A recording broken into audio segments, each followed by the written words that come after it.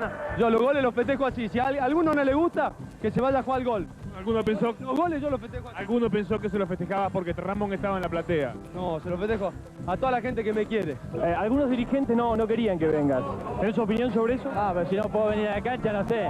Le prohibimos todo a la gente.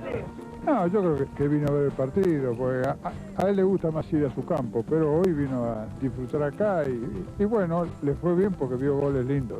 Y te regalaron un gran partido tus pibes, Saviola y Aymar, por ejemplo. Los pibes del club. Del club, bien. Contento porque necesitamos ganar el campeonato. Hubo un tiempo en que River jugaba con la certeza de que ganar era su destino. En la Clausura 2000, ese equipo volvió a rugir con autoridad, belleza y convicción. A puro gol, personalidad y jerarquía, se consagró bicampeón del fútbol argentino, cerrando un ciclo glorioso con un título tan resonante como inevitable. Es que el 9 de julio del 2000, cuando todo un país celebraba una de las fechas patrias más importantes para la Argentina, el país, menos algunos, volvía a gritar campeón. River se consagraba en el torneo Clausura 2000 tras vencer a Ferro por 3-0 en cancha de Vélez. Un título que coronó una gran campaña bajo la dirección técnica de Américo Rubén Gallego, con figuras como Aymar, Saviola y Juan Pablo Ángel. Un equipo que se recuperó del golpe copero y supo demostrar su superioridad en el torneo. Hoy, en River histórico, con Ignacio Bosler, con Nico Barrio Nuevo, rememoramos la campaña de River en la Clausura 2000.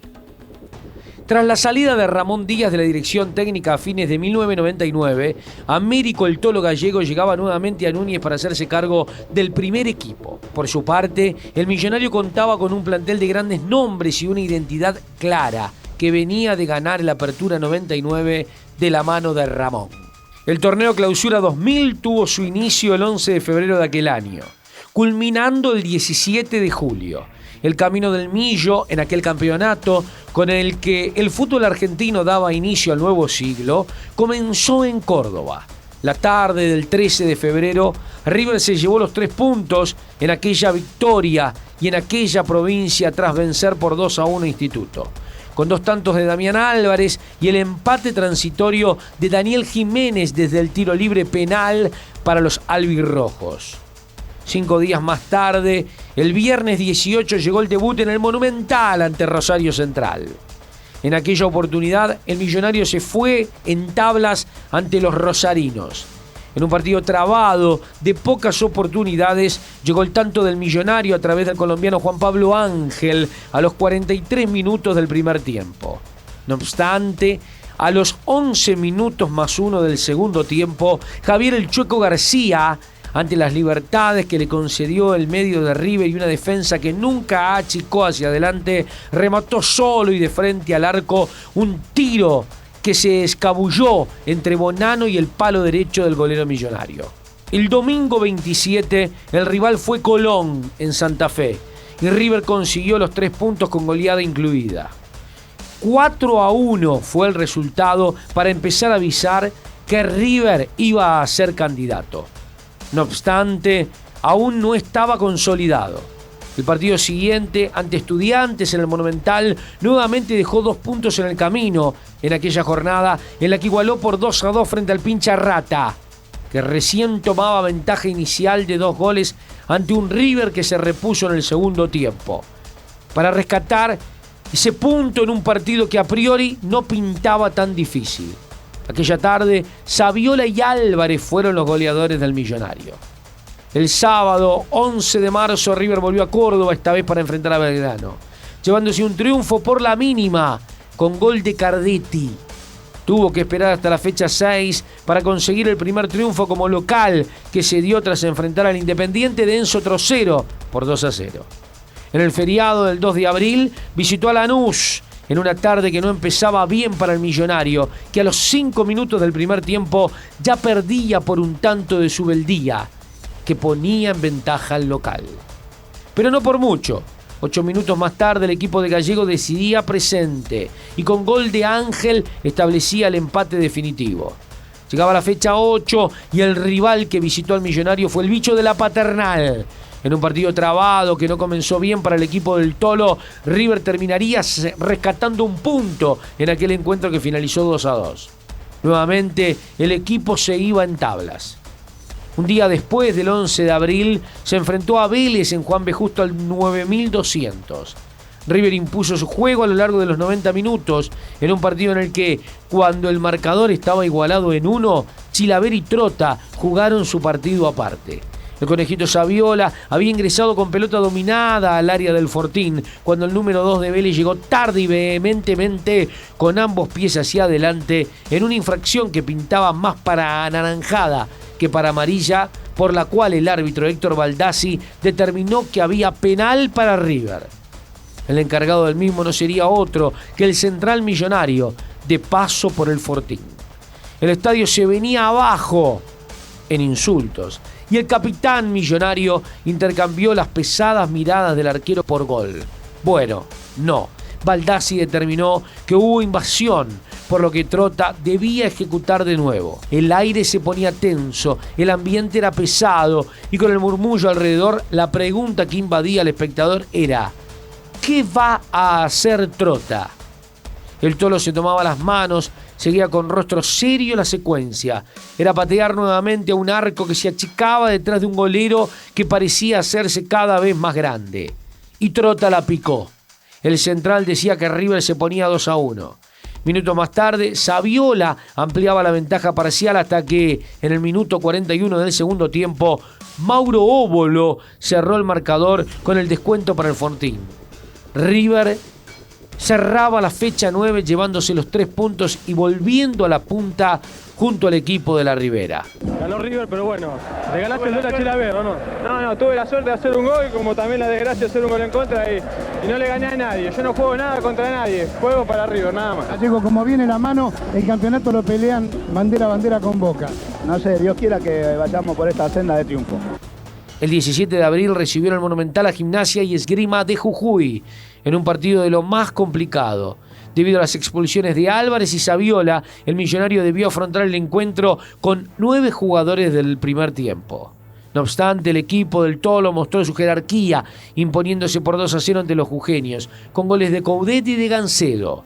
Llegó así la fecha 11, en la que debía enfrentarse al rival de siempre. En el Camilo Chiquero, aquel domingo lluvioso, tras varios rebotes en el área de River, el local se aventajó en el marcador con tanto de Guillermo Barros Esqueloto a los 39 del primer tiempo. La banda se iba en desventaja al vestuario y el proceder del segundo tiempo no le concedía ventajas a un equipo millonario que iba con más ganas que con fútbol. Pero a falta de 13 minutos y a partir de un tiro libre a favor, Aymar ponía un sublime centro para Berizzo que, dejando atrás a su marca y cayendo casi de rodillas, cabeceó una pelota al medio del área para dejarla a los pies de un Pipino Cuevas que definía solo. Sí, solo, frente a un arco vacío. El de Asunción puso cifras definitivas, estableciendo tablas a 1. River volvía a Núñez como puntero, junto a Colón. El sábado 20 viajó a Rosario para enfrentar a la Lepra, quedándose con un triunfo impresionante por 4-2. De esa manera seguía posicionando en lo más alto de la tabla. Aunque el domingo 28 un golazo desde afuera del área del volante peruano Juan José Jayó, solo mejorado por el infructuoso salto de Bonano, ponía a Unión en ventaja en el marcador. Ya en el segundo tiempo, el tanto de volea de Víctor Zapata decía que River volvía a ponerse en partido, pero no por mucho. 5 minutos después, Cabrol anotaba el que sería el tanto definitivo del encuentro para los santafesinos. A River se le escapaban los 3 puntos en aquella fecha 13 y para colmo perdía el invicto en condición de local. Esta sería la única caída del torneo, ya que de ahí en más todas serían victorias hasta coronarse campeón. El equipo logró levantar cabeza con una goleada en el Bosque frente al Gimnasia de Gregorio Pérez por 4-0, mientras que el 18 de junio venció en condición de local a Talleres por 2-0, consiguiendo así vencer a los 3 cordobeses que compitieron en aquel torneo. El sábado 24, a River le esperaba encontrarse con un débil Racing en Avellaneda. Tras disputarse varios minutos del encuentro, el mismo fue suspendido por el mal clima, reanudándose el día 5 de julio. El Millonario se impuso, como siempre, frente a la Academia, esta vez por 2-0 con los tantos de Juan Pablo Ángel y del Chapa Zapata, que dejaban al Millonario muy cerca del campeonato.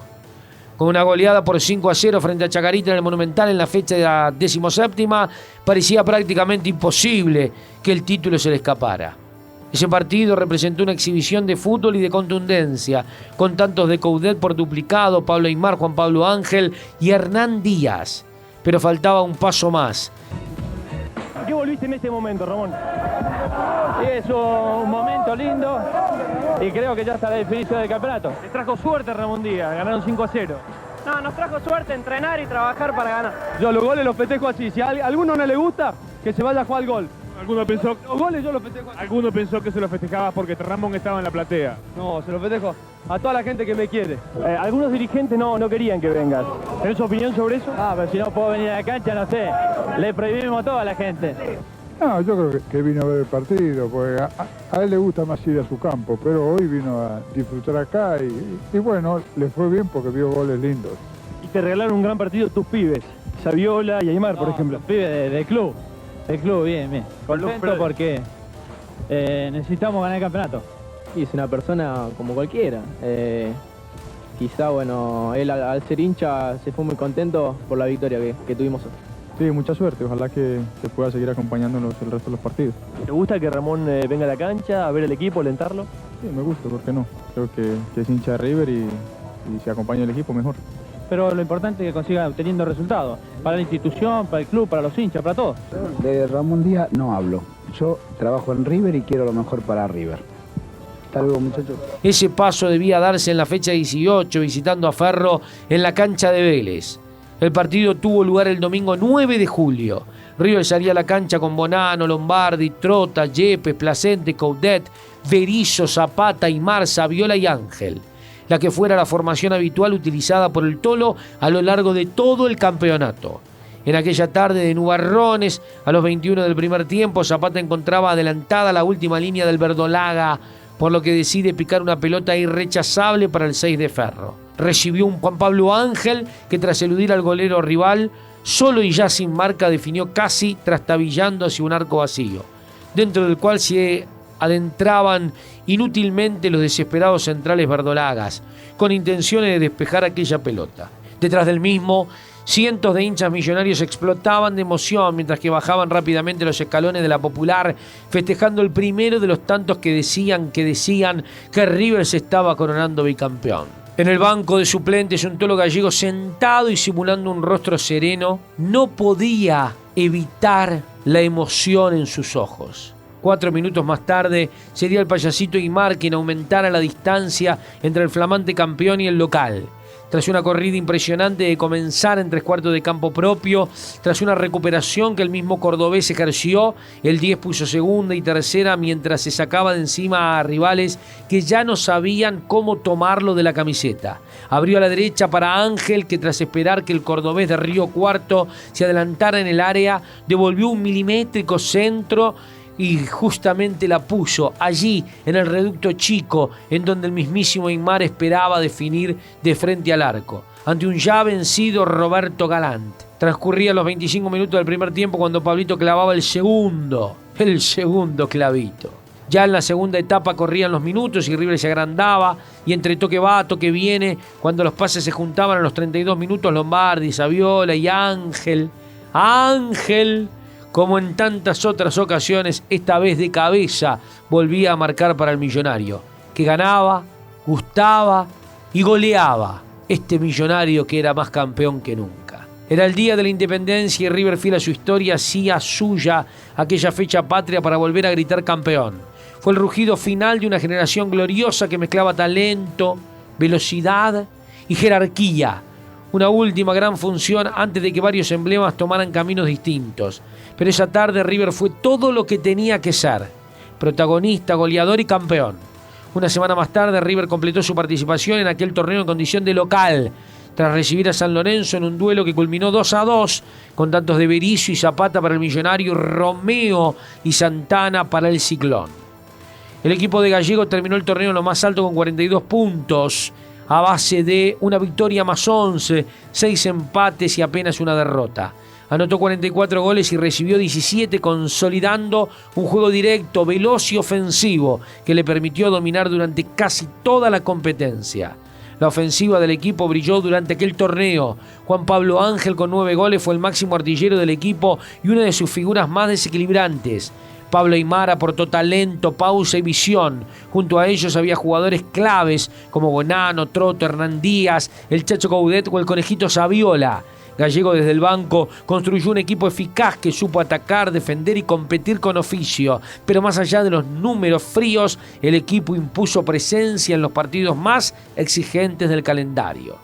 El Clausura 2000 no fue solo un título, fue el cierre de un ciclo exitoso que se extendía desde mediados de los 90, con grandes nombres, una identidad clara, y tras haber ganado la Apertura 99, con Ramón Díaz como DT, se coronaba bicampeón del fútbol argentino por última vez.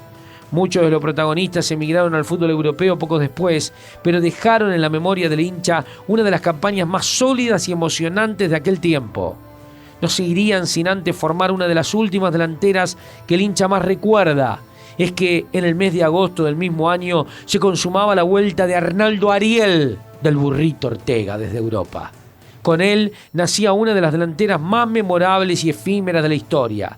Los 4 fantásticos: Ortega, Aimar, Saviola y Ángel, quienes brillaron juntos durante un corto periodo en el año 2000 y nos regalaron jugadas espectaculares que quedaron grabadas en la memoria de todos los hinchas de River. Si te gustó River Histórico, poné pulgar arriba, activa la campanita, suscribite, comentá, pero fundamentalmente difundí este periodismo netamente independiente.